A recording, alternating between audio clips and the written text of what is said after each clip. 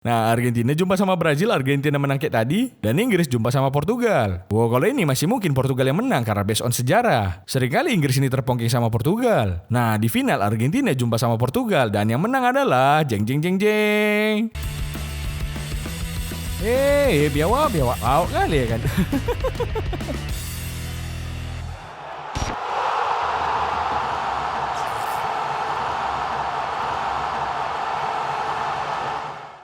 Oke kawan-kawan, hari ini aku mau cerita sedikit lah tentang prediksiku untuk Piala Dunia 2022 di Qatar yang bakal main sebentar lagi. Udah gak sabar juga aku nonton bola tiap hari dan melihat aksi dari pemain-pemain top dunia. Dari mulai Messi, Mbappe, Ronaldo, Neymar, dan juga Maguire. Langsung aja lah dulu kita bacotin ke grup A. Di grup A ini terisi 4 negara yaitu tuan rumah Qatar, Belanda, Senegal, dan juga Ekuador. Kalau untuk juara grup di grup ini udah jelas lah, bukan Arsenal. Arsenal juara grup A juga tapi di Europa League soalnya. Kurasa kalian setuju juga lah sama aku yang jadi juara grup yaitu Belanda. Nah, Belanda juga negara yang cukup kuat dan jarang gak lolos grup. Kalau lolos grup jarang nol, tapi gak lolos Euro baru aja kemarin. Tapi kalau gue tengok, kayaknya Belanda ini bisa bicara banyak lah di Piala Dunia tahun ini karena pemain-pemain mereka juga mumpuni. Juara pun bisa orang ini nol. Soalnya orang ini si Van Dijk yang kemarin gak main di Euro, sekarang main. Masih kalian harapkan lagi anak ini? Kalian tengok lah cuman performanya selama di Liverpool sekarang ini. Udah kayak Maguire tapi versi gondrong. Sang juara Piala Afrika kemarin yaitu Senegal juga diisi dengan beberapa pemain top kayak Mendy, Koulibaly, Ismail Sarr, Gueye, Mane dan juga El Hadji Diouf. El Hadji Diouf udah lama kali tuh gak main lagi tuh nol. Nampak kali udah tua kau. Sorry lah wak geng, marah-marah aja kalian cepat tua nanti.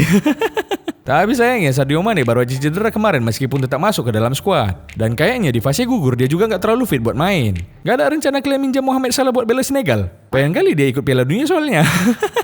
Kalau Mane fit, aku rasa Senegal bakal jadi pegangan kuatku untuk lolos di fase grup A ini. Tapi karena dia nggak fit, posisi Senegal agak sedikit berimbang dengan Ekuador. Kuda hitam di grup A ini menurutku adalah Ekuador. Nggak bisa dianggap sepele klub dari Latin ini. Apalagi mereka ditulang punggungi pemain andalan mereka Caicedo dan Estopinian.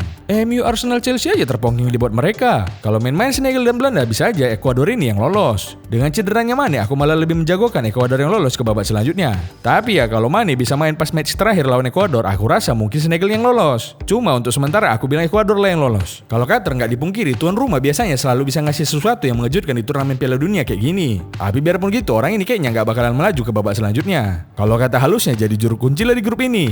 Bisa masuk Piala Dunia aja pun udah prestasi juga buat orang ini. Meskipun jalur tuan rumah ya kan.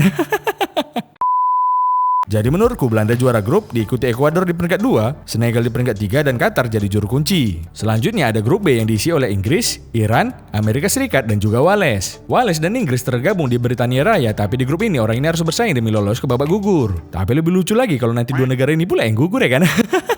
Iran juga nggak bisa dianggap sepele lah. Bisa aja mereka memberikan kejutan di Piala Dunia tahun ini. Apalagi mereka sekarang dilatih sama Carlos Queiroz. Siapa itu nol? Adalah orang yang pernah disuruh-suruh sama Sir Alex Ferguson dulu. Menurutku Iran bakalan jadi kuda hitam di grup ini. Pertandingan Iran lawan Amerika aku rasa juga bakalan jadi pertandingan yang patut kita waspadai. Soalnya bisa jadi bukan bertanding orang ini, malah berperang lagi ujungnya. Kalau Wales mana nol? Kalau Wales biasanya di turnamen utama agak keras orang ini tiba-tiba. Jadi di Piala Dunia kali ini aku yakin mereka pasti bisa. Pasti bisa apa nol? Pasti bisa tercampak. Inggris sama Amerika juga kalau jumpa bisa jadi ribut ngeributin sepak bola itu football apa soccer. Tapi kalau menurutku yang berpotensi lolos di grup ini adalah Inggris dan juga Amerika Serikat. Jadi grup ini termasuk grup yang menurutku cukup mudah dan aku yakin Inggris bakalan keluar sebagai juara grup. Itu pun kalau Maguire sama Grealish nggak main. Sayangnya di Piala Dunia kali ini lo Lingard kita nggak dibawa. Kurasa karena takut Inggris kalah saya maskot Qatar dengan maskot kebanggaan Inggris kita ini ya kan. Lagian dia dulu ikut Piala Dunia Inggris cuma sampai semifinal. Di Euro nggak ada dia bisa sampai final. Tapi nggak tahu lah Inggris di Piala Dunia kali ini bisa juara apa enggak. Cuma nggak dibawanya Sancho bakalan berpengaruh sama Inggris. Kenapa gitu nol? Kan dia di MU pun jarang main. Dan Kak Paten juga yang performa dia di MU. Itulah kalian. Kalian tahu kenapa Sancho nggak dibawa si Southgate? Kenapa nol? Biar kalau ada adu penalti lagi yang gagal nanti cuma 2 nggak sampai 3.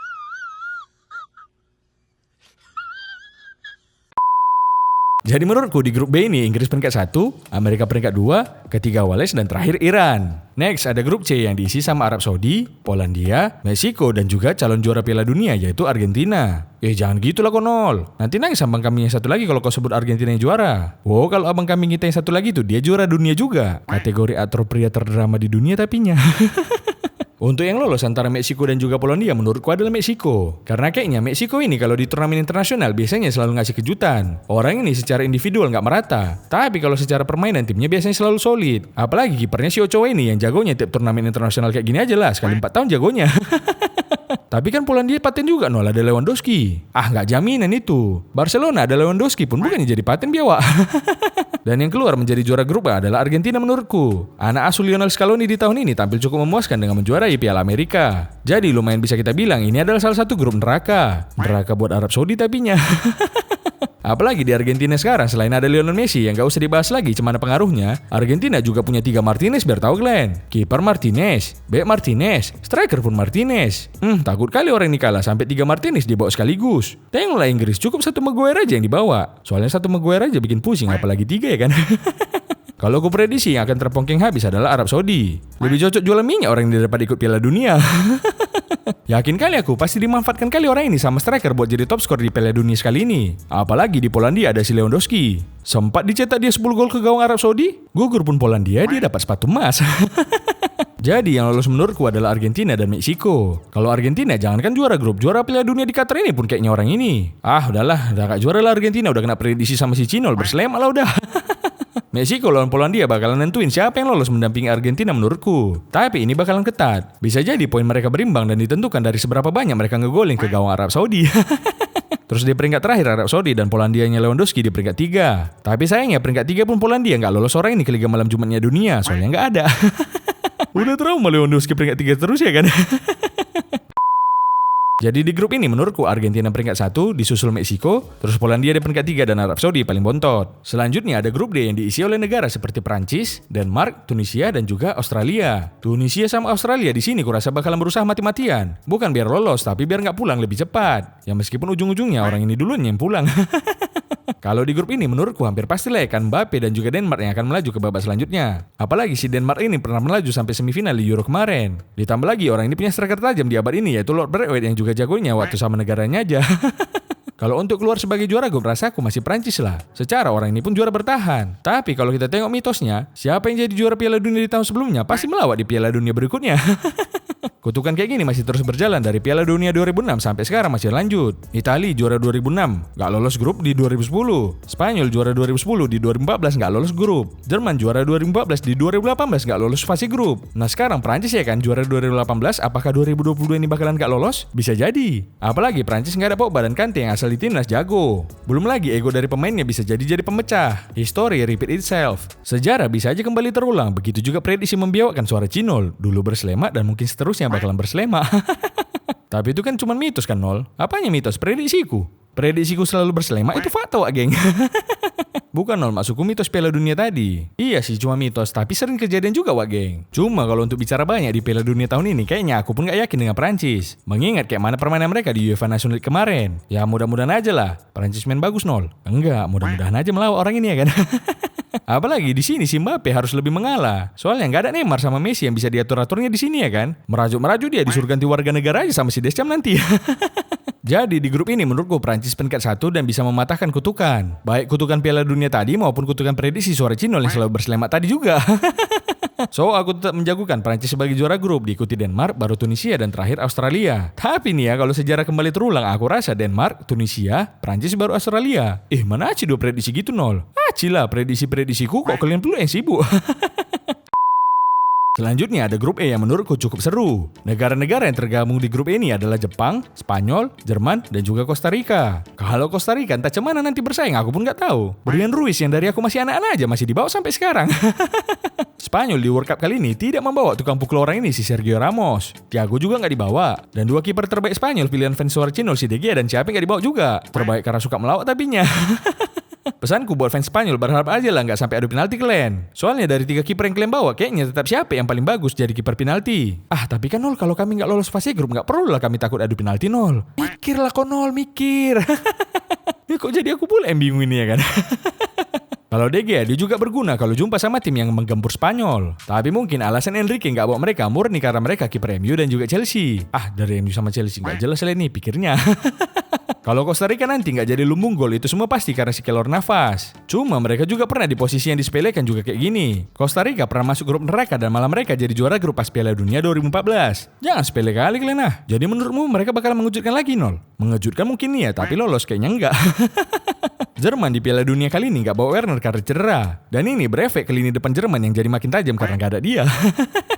Tapi ingat, Jerman di Piala Dunia kemarin pernah tidak lolos grup karena dijegal oleh Korea Selatan, yang saat itu dilatih sama Shin Tae-yong. Aku takutnya kayaknya di grup ini bakalan dijegal juga orang ini sama Jepang.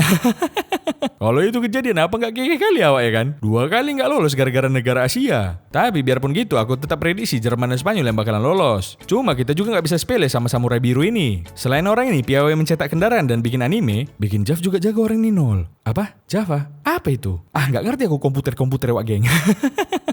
Selain itu tadi orang ini juga jago mengembangkan bakat pemain sepak bolanya. Kayak sekarang di skuad orang ini ada Tomiyasu, Kamada, Kubo, dan Mitoma. Jepang akan menjadi kuda hitam di grup ini. Kalau Spanyol kayaknya akan lolos apalagi ditambah pemain muda mereka yang oke kayak Gavi dan juga Pedri yang masih bisa kasih kejutan. Spanyol jumpa sama Jerman ntar bakalan nentuin siapa yang jadi juara grup kayaknya. Di pertemuan terakhir pas Nation League Spanyol pernah ngebantai Jerman 6-0. Tapi itu kan di zaman si salam dari Jerman si Joachim Low. Sekarang udah beda zamannya si Hansi Flick. Dan asal kalian tahu skuad Spanyol paling banyak ngambil pemain dari Barcelona. Siap-siap lah tragedi 28 tercipta lagi ya kan. Kalau menurutku tetap yang melaju ke babak selanjutnya adalah Jerman dan juga Spanyol. Jepang bisa juga lolos kalau mereka mainkan Tsubasa. Jadi di grup ini aku rasa Jerman jadi juara grup, disusul Spanyol, terus Jepang dan terakhir Costa Rica. Nextnya ada grup F yang diisi oleh Belgia, Kanada, Maroko, dan juga Kroasia. Di Piala Dunia tahun ini, timnas Belgia udah melewatkan masa generasi emas pemain-pemainnya. Kalau tahun-tahun kemarin memang masa orang ini, tapi sayang nggak ada juara yang bisa didapat mereka. Tahun ini pun nggak bisa orang ini berharap sama Lukaku yang mainnya masuk angin. Makanya ini sebenarnya dia bukan cedera. Pegal-pegal aja badannya karena masuk angin itu. Udah gitu, agen BPJS kita si Eden Hazard juga tetap dibawa ke timnas meskipun di klubnya pun jarang dimainkan. Jadi buat kalian yang jarang dimainkan kalau main bola, jangan putus asa. Tetap semangat wah geng. Soalnya mungkin kalian salah negara aja. Kalau Kanada, ini adalah Piala Dunia mereka lagi setelah terakhir tahun 1986. Wih, lama kali ya. Kurasa kalau gugur orang ini di sini, nunggu 36 tahun lagi lah baru masuk lagi. Diam lo konol. Negara kau 36 tahun sekalipun belum tentu masuk. Ya paling nggak negara kami pernah masuk Piala Dunia. Meskipun waktu itu di GB sama Belanda. Kanada bergantung kali lah sama Alphonso Davies. Cuman ininya pemain paten ku tengok di sini. Tapi itu pun gak bisa disepelekan orang ini. Mereka ini juara kualifikasi Piala Dunia untuk zona CONCACAF. Terus kayaknya pemain-pemainnya masih terbilang muda, bertalenta dan mungkin bisa bersaing di grup ini. Kalau Kroasia Nol, kalian tengoklah Piala Dunia 2018 kemarin sampai final orang itu. Dan pemain-pemain yang masuk final kemarin itu pun sekarang kurasa udah jadi opung-opung ya kan. Tapi enggak lah, aku rasa Kroasia masih bisa bicara banyak lah di Piala Dunia kali ini. Di UEFA National League kemarin aja mereka peringkat 1 di atas Denmark dan juga Prancis. Ini tim bukan tim sembarangan lah. Dan ini juga jadi kesempatan terakhir Modric untuk bisa bawa Kroasia lebih jauh lagi dari kemarin sebelum regenerasi besar-besaran Kroasia ini. Kemarin kan sampai final orang ini. Kurasa sekali ini orang ini bisa melangkah lebih jauh. Lebih jauh ke belakang tapinya. Paling jauh sampai 16 besar nih orang ini nanti. Match penentu udah pasti pas Belgia jumpa sama Kroasia. Tapi di sini aku masih menjagokan Belgia yang menang. Sekarang Maroko dulu lah ya kan. Nanti lah itu Nol, ngebacot dulu lah. Belakangan baru Maroko. Maroko biawak Maroko. Oh iya. Nah, kalau Maroko ini di luar lah ya kan? Maksudnya di luar Nol? Ya kalau merokok kan di luar. Di dalam nggak boleh merokok. Biawak lo Nol, gue kira udah serius ini. Masih merokok aja dibahas. Ya udah betul ini ya. Maroko ini. Apalagi mau kau bilang Nol? Udah lo orang mau serius kalian potong-potong terus. Nah, Maroko ini menurutku bakalan susah. Kenapa Nol? Ya karena nggak ada api. Nggak ada api, gimana mau merokok? Biawak nih amam. Oke, sekarang kita serius lah ya.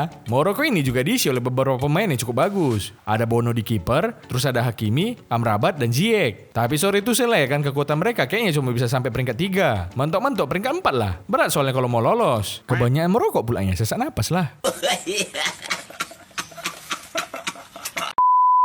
Jadi menurutku di grup ini peringkat 1 Belgia, kedua Kroasia, ketiga Maroko, dan keempat Kanada. Selanjutnya ada grup G yang diisi sama negara Brazil, Serbia, Swiss, dan juga Kamerun. Brazil udah jelas kali lah di sini aku jagokan jadi juara grup. Dari daftar pemain yang dipilih oleh sang pelatih adalah pemain terbaik di klubnya masing-masing. Brazil juga menjadi peringkat 1 FIFA, apalagi lini serang dari tim sama banyak kali opsi yang bisa dimainkan. Lemahnya Brazil ini kayaknya di sisi fullback dan mungkin gelandang tengah kreatifnya kurang. Fullbacknya bisa pula Dani Alves yang udah masuk masa pensiun pun masih dipanggil. Orang dalam PSSB kayaknya dia nih. PSSB apa Nol? Kayak PSSI-nya juga, cuman I-nya diganti B sesuai negaranya Brazil.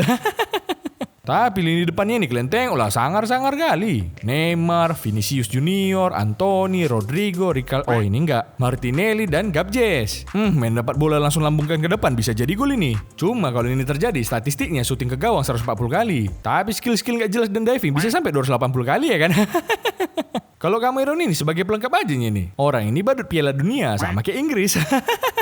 Kalau menurutku Cameron ini bakal menjadi juru kunci di grup F ini. Tapi kan di Cameron ada Choupo-Moting yang lagi bagus-bagusnya. Bukan dia yang bagus wak geng. Kawan-kawan dia yang bagus, ngasih umpan ke kakinya sama ke kepalanya pas. Kalau udah boleh itu diumpankan ke kakinya pun pas, terus ke kepalanya pun pas, nggak bisa lagi dia ngegolin. Itu pau artinya nol. Belum tentu, kita tengok dulu sering nggak dia kayak gitu. Kalau sering baru pau namanya. Kalau misalnya udah sering habis itu melenceng terus, itu namanya Werner. Tapi kalau udah sering kayak gitu, udah melenceng syutingannya, pura-pura jatuh minta penalti habis itu merajuk, itu abang kambing kita Ronaldo namanya.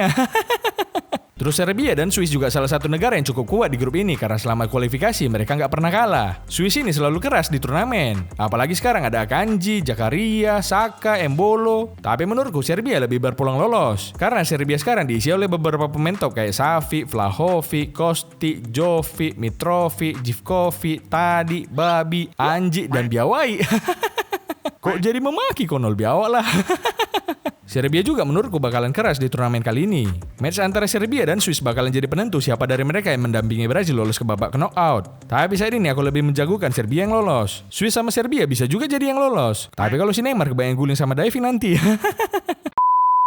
Jadi kalau menurutku yang jadi juara di grup G ini adalah Brazil, disusul Serbia, terus Swiss, dan terakhir Kamerun. Dan yang terakhir ada grup H yang diisi oleh 4 negara masing-masing mewakilkan benuanya. Kayak dari benua Eropa Portugal, dari Afrika ada Ghana, benua Amerika ada Uruguay, dan juga perwakilan dari Asia yaitu Indonesia. Korsel 0, mana ada Indonesia? Maksudku negara pelatihnya timnas Indonesia kita. Lagian kan separuh kurasa penduduk Indonesia ini udah siap jadi warga negara Korea. Demam drakor semua soalnya. Menurutku yang jadi bulan-bulanan di grup ini adalah Ghana. Dibanding Ghana, aku lebih menjagokan Korea Selatan menjadi kuda hitam untuk grup ini. Ya meskipun Ghana udah ada Tariq Lamptey dan Inaki Williams, tapi aku rasa kurang patin lah orang ini kalau nggak ada Asam Wagian. Udah mau pensiun itu nol. Dia tuh tahu diri kalau dia nggak jago lagi, makanya dia nggak ngotot minta dimainkan. Kalian pasti mau ngarah-ngarahkan ke Ronaldo ini kan? Alah, nggak terpancing aku geng. Dan yang lolos ke fase knockout menurutku adalah Uruguay. Setelah masa kejayaan Cavani dan Suarez, Uruguay nggak habis-habisnya mencetak pemain-pemain hebat yang bakal main di Piala Dunia tahun ini kayak Valverde dan juga Araujo. Ada juga si Nunes, tapi kalian tengoklah performanya. Lebih banyak dia megang rambut daripada nyetak gol di Liverpool. Menarik sih ditunggu pertemuan Uruguay sama Ghana. Mana tahu masih emosi Ghana nengok Hezbollah Suarez dulu ya kan? Biar langsung diselesaikan lagi di lapangan. Paling sekali nih nggak dipegang si Suarez aja bolanya, digigitnya pun mau. Nah kalau Portugal, Selecao das Queens punya beberapa pemain hebat yang ikut berpartisipasi di Qatar tahun ini. Biarpun mega bintang mereka turun drastis performanya karena sering merajuk, tapi kurasa Portugal adalah tim yang cukup menakutkan tahun ini. Takut nggak lolos tapinya. Menurutku meskipun dengan segudang bintang, Portugal di grup ini bakalan sedikit struggle. Karena orang ini harus menyesuaikan dengan Ronaldo. Soalnya pelatihnya di Portugal ini si Ronaldo, bukan si Fernando Santos ini. Tengoklah MU masa ada Ronaldo di peringkat berapa. Bisa-bisa nanti peserta cuma 4 di grup ini, tapi Portugal peringkat 5 nanti dibikin Ronaldo. Piala Dunia sekali ini bisa jadi adalah penampilan terakhir abang kami Ronaldo bersama Portugal. Kalau nggak juara Portugal, kurasa Ronaldo bakal pensiun dari timnas karena umurnya nggak muda lagi. Udah tua ya kan, mending di rumah aja lah.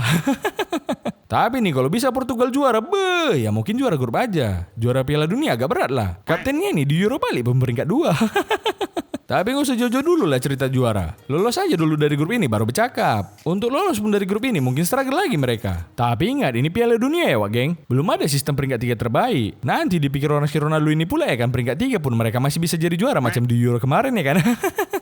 Jadi di grup ini aku lebih mengunggulkan Uruguay yang jadi juara grup. Disusul Portugal, ketiga Korea Selatan dan terakhir Ghana. Masuk kita ke grup I yang diisi oleh negara Islandia, India, Indonesia, dan Italia. Ini adalah grup negara-negara yang gak lolos Piala Dunia dari huruf I.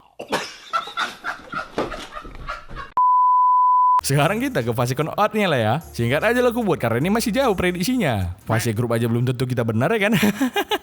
Belanda jumpa sama Amerika. Udah jelas lah Belanda. Kenapa Belanda nggak lolos? Karena dia nggak lolosnya habis ini. Next, Argentina lawan Denmark. Wop, ini nih. Duel God versus Lord. Messi lawan Braithwaite ya kan? Gak usah diragukan lagi lah paduka Lord kesayangan kita. Bahkan ketika Barcelona hancur, si Braithwaite masih setia, malah Messi yang pergi. Jadi udah jelas lah di sini Lord Braithwaite kita yang kuprediksi. Lolos 0. Yang kuprediksi nggak lolos lagi lah kalian Braithwaite jumpa sama Argentina terpongkeng. Tapi kalau terjadi boleh juga lah jadi konten ya kan? Nah di sini tetap Argentina yang lolos. Next, Jerman versus Kroasia. Sorry lah Kroasia, tadi udah aku bilang kalian melaju lebih jauh ke belakang. Jerman yang lolos lah ya kan? Kecuali si Werner tiba-tiba masuk dan bikin gol bunuh diri. Tapi kan dia nggak masuk squad nol. Masuk itu nanti, selo kalian jadi pitch invader tapinya. Terus Brazil jumpa sama Portugal. Wih, derby Silecao ini ya. Ronaldo jumpa sama Neymar. Duel adu siapa yang paling kuat merengek minta penalti lah ini. Tapi kalau ini terjadi, kurasa Brazil yang lolos. Portugal bisa aja lolos, asal Ronaldo nggak main. Jadi maksudmu nol di Euro 2016 kemarin Portugal bisa juara karena Ronaldo nggak main? Kalau 2016 kemarin enggak lah. Betul-betul merasa kehilangan Portugal nggak ada dia. Tapi karena dia pun terus ngasih motivasi dari bench, Portugal tetap menang. Ini kalau sekarang misalnya Ronaldo nggak main, gak ada yang merasa kehilangan. Baguslah nggak usah main dia. Jadi nggak usah ngasih bola ke dia terus kita, kata pemain Portugal lainnya. Terus ini kan ya, kalau dia ngasih arahan dari bench, langsung dibilang pemain Portugal kayak gini. Alah, diam aja lah kau bang. Main pun kau enggak. Tolonglah, gak sosok oke kau di situ. Terus habis itu kalau diwawancara lagi dia sama si Piers Morgan, aku nggak dihormati di Portugal. Kurasa si Piers Morgan pun langsung cakap. Biawak, di mana-mana kau yang hormat sama negaramu, bukan negaramu yang hormat sama kamu, Pao. Dah lah, panjang kali lah jadinya. Pokoknya Brazil yang lolos di sini. Nah di sini si Fred hat-trick biar puas kalian fans MU nengok Ronaldo di sisa Fred. Next, Inggris versus Ekuador. Dah lah, Inggris lah ini. Kecuali Maguire hat-trick bunuh diri ya kan. Next, Prancis jumpa sama Meksiko. Prancis ini. Tapi kalau adu penalti bisa aja Meksiko. Bukan karena si Ochoa jago. Karena si Mbappe nggak gol penaltinya lah. Belgia jumpa sama Spanyol. Kalau waktu normal Spanyol yang lolos. Tapi kalau adu penalti Belgia yang lolos. Soalnya nggak ada siapa. Kalau ada dia ya Belgia juga yang lolos. Cuma di sini ku anggap Spanyol lah yang lolos ya kan. Gak sampai adu penalti lah nih. Selanjutnya Uruguay jumpa sama Serbia. Kalau ini kita tengok nanti. Si Valverde syutingan keras sampai ke tribun penonton. Si Suarez gigit bola. Tapi si Nunes bisa ngegolin. Uruguay menang. Selalu lah kau Bang Nunes. Gak selalunya kau kueje. Di perempat final Belanda jumpa sama Argentina. Nah disinilah Belanda gak lolos tadi. Berarti Argentina maju. Terus Jerman versus Brazil. Rematch Piala Dunia 2002 di tahun 2022 bakalan paten nih. Kejauhan kok itu 0. Rematch Piala Dunia 2014 ini biawak tragedi 1-7. Iya pula ya, bisa pula lupa aku. Tapi di sini aku ngerasa Brazil yang bakalan masuk. Tapi bingung juga sih, mana tahu imbang 1-1. Jadi agregatnya nanti 28 ya kan bisa jadi. Tapi karena ini mainnya di Qatar, aku rasa Brazil yang lolos. Karena kalau mainnya di kandang Brazil ya Jerman yang lolos. Next, Inggris jumpa sama Prancis. Maguire jumpa sama Mbappe nih. Jelas Maguire lah yang menang. Ditepukan si Maguire lah si Mbappe nih karena oke kali mentang banyak duitnya ya kan. Tapi kalau ini terjadi siapapun yang menang bakalan seru. Cuma aku gak berekspektasi Prancis bakalan melaju jauh. Jadi menurutku Prancis yang gugur. Senang lah fans Prancis, gak aku pengen lagi sekarang. Iyalah nol, kalau kau yang megang langsung gue yang iman kami. Kemudian Spanyol jumpa sama Uruguay. Di 16 besar prediksiku si Nunes ngegolin. Di perempat final si Nunes ngegolin ke gawang sendiri nol. Enggak, si Nunes nggak dimainkan. Karena dia kena akumulasi kartu. Habis dia ngegolin dia buka baju buat selebrasi. Kena kartu kuning lah. Pokoknya di sini kayaknya Spanyol yang lolos. Sekarang kita ke semifinalnya.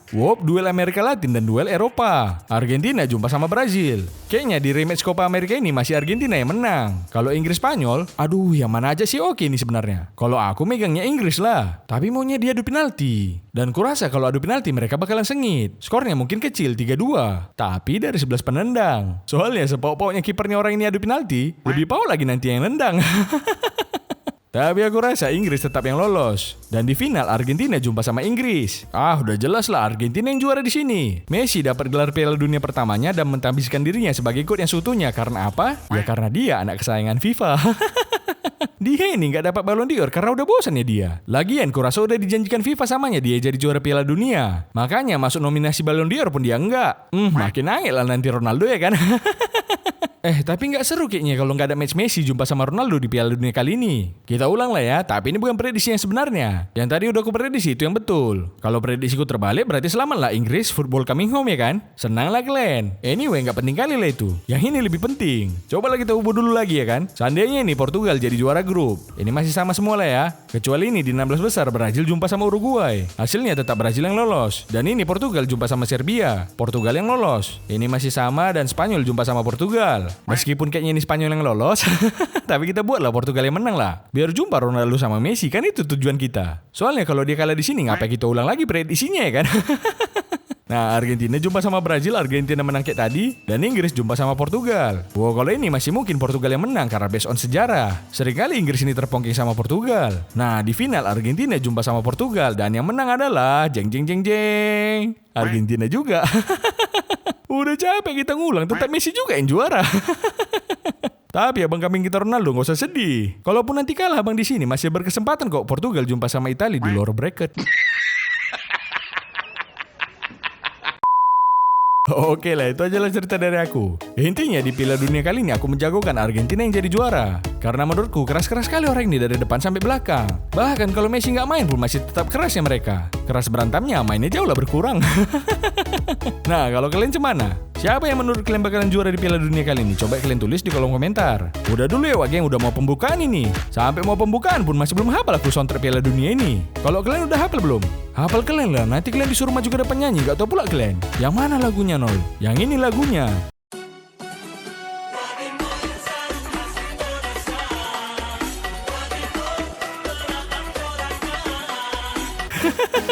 Dadah Wageng.